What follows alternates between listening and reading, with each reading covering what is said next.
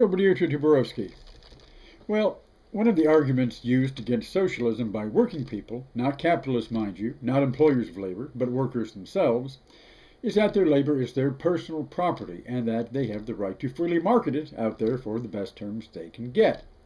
That unions, for instance, force them to accept terms that may not be favorable, to carry along unproductive deadweight gold bricks that drag them down and should be made to sink or swim on their own.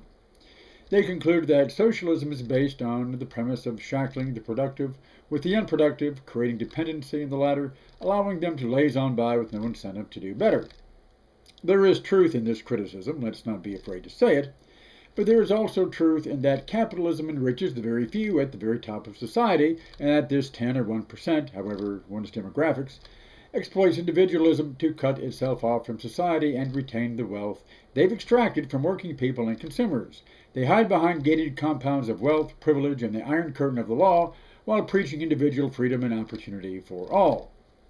It's this disconnect between the misuse of individual economic rights and capitalism that socialism seeks to counter. In fact, capitalists themselves combine collectively, oxymoron there, folks, when it's in their advantage to do so. What is the National Association of Manufacturers or the Chamber of Commerce but a union or unions organizing holders of capital gains to act together to advance their class interests over state and society? While doing so, they must keep those they employ disorganized, disfranchised if possible, and divided. One major reason they can do so, in the USA anyway, is by the ideological hegemony of individual effort. Go out there and get yours if you want anything out of life.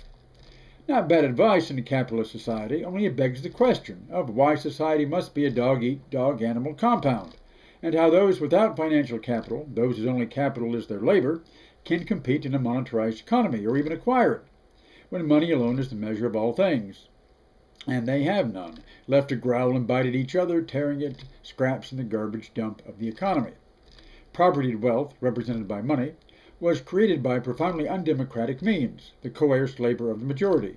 In modern societies, when it's turned into liquid form, money, owners can dispense with ownership of persons and pay labor by the hour, creating an illusion of freedom on an open market, hiding its whip, yet preserving the undemocratic, elitist foundations of the house of property and the dynasties of privilege based on it. So, for the working person, the physical creator of objects turned into wealth, to realize the rewards of ownership, he must do so through what he owns, his labor. Just as capitalists combine to further their own self-interest, so must working people do the same thing. This is the essence of unionism and its political twin, socialism. This has nothing to do with nationalized labor on the Soviet socialist model, with making labor a state commodity, a state resource like land and coal, as opposed to a private commodity of the wealthy individual buyer of labor.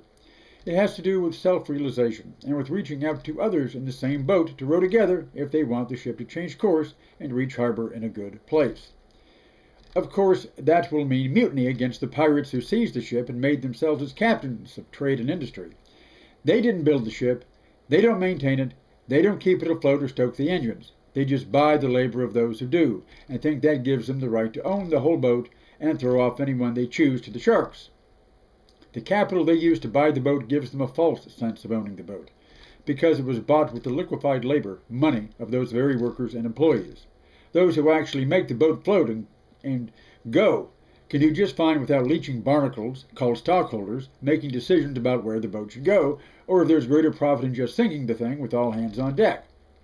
This is why individual freedom for working people is not destroyed by socialism, as the pirate capitalist insists, but is balanced by social self-interest and collective action, exactly as they do against government. But, Azov, how can working people do this combining when unions are squashed at the workplace and treated like some terrorist cell?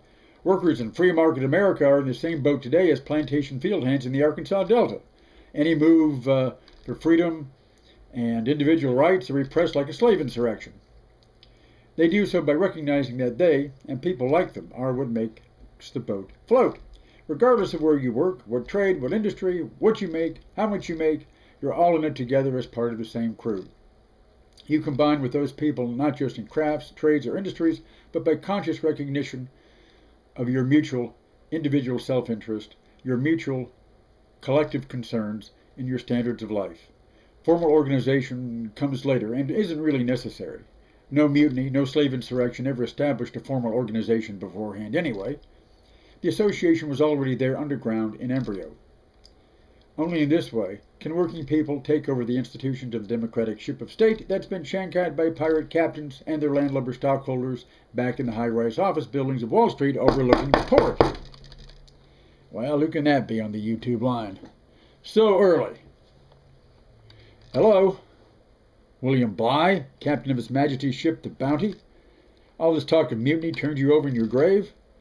That's why your dispossessed officers found a new libertarian paradise for themselves on Timor, just like PayPal founder Peter Thill's trying to recreate. Well, that's all great and fine and good and stuff.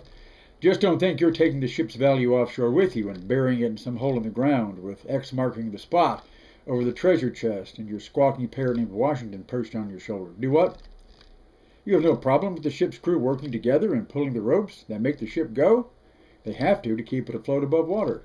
Only they can never do it for long without external discipline. That's why you had to lay the lash onto the crew, just as socialism needs its Stalin, just as capitalism needs its Steve Jobs or Kenneth Lay or John D. Rockefeller, to give it backbone and brains. Well, if guys like you are so necessary, why do you always have to take over society and turn its majority into your servants against their will? No one asks you to do this. You do it on your own, of your own self-volition, because you guys have no real claim to your power or wealth or privilege other than ownership of it. So there's no way but coercion and deceit and confusion to make workers work for you over themselves and against themselves, against their interests, individually and socially. If the rope they pull together means your newscap, whose fault is that? It seems capitalism is the system of Goldbrooks, just unproductive dead weight with false value. Throw them over and watch them sink, not swim.